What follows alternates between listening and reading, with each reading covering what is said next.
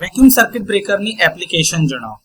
તો distribution network માટે medium voltage switch ગિયરમાં સૌથી વધુ ઉપયોગમાં લેવાતા આ બ્રેકર છે, જે 3.3 કિલોવોલ્ટ થી 33 કિલોવોલ્ટની સિસ્ટમ માટે આદર્શ છે. તે ઇન્ડોર અને આઉટડોર બંને પ્રકારના સબસ્ટેશનમાં ઇન્સ્ટોલેશન માટે યોગ્ય છે. ઔદ્યોગિક પ્લાન્ટ, સ્ટીલ મિલ, સિમેન્ટ ફેક્ટરીઓ અને કેમિકલ ઇન્ડસ્ટ્રીઝ એટલે કે રાસાયણ ઉદ્યોગોની અંદરમાં મોટર્સ, ટ્રાન્સફોર્મર્સ અને ફીડર્સના પ્રોટેક્શન માટે એમની ખામીઓ એટલે કે ફોલ્ટ સામે રક્ષણ આપવા માટે આ પ્રકારના બ્રેકર ઇન્સ્ટોલ કરેલા છે.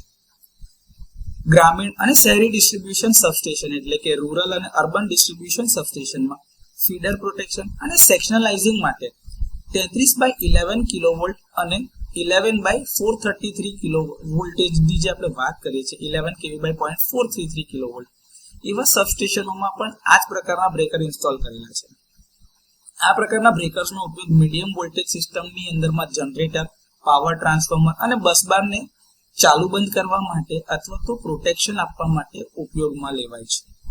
વીસીબી નો ઉપયોગ તેના લાંબા મિકેનિકલ લાઈફ એટલે કે ઓપરેટિંગ લાઈફના કારણે એટલે આયુષ્યના કારણે અને આર્ક રહિત કામગીરીના કારણે કેપેસિટર બેંક સ્વિચિંગ અને મોટા મોટરને કંટ્રોલ કરવા જેવા વારંવારના ઓપરેશન માટે આદર્શ છે.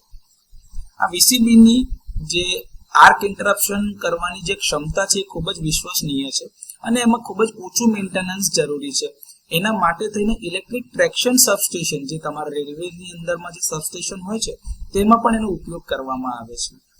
વીસીબી કોમ્પેક્ટ સીલબંધ ડિઝાઇન છે અને ઓઇલ અથવા તો ગેસ ન હોવાના કારણે તેને ખાણ એટલે કે માઇનિંગમાં અને ભૂગર્ભ એટલે કે અંડરગ્રાઉન્ડ જે ઇન્સ્ટોલેશન્સ છે એમાં સુરક્ષિત રાખવા માટે પ્રોટેક્શન આપવા માટે આ પ્રકારના બ્રેકર વપરાય છે.